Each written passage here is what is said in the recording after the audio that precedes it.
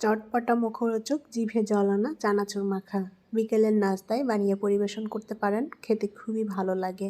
তৈরি করা একেবারে সহজ। ছোলা ভুনা নিয়ে নেব পরিমাণ মতো, শসা কুচি, টমেটো কুচি, কাঁচামরিচ কুচি, পেঁয়াজ কুচি,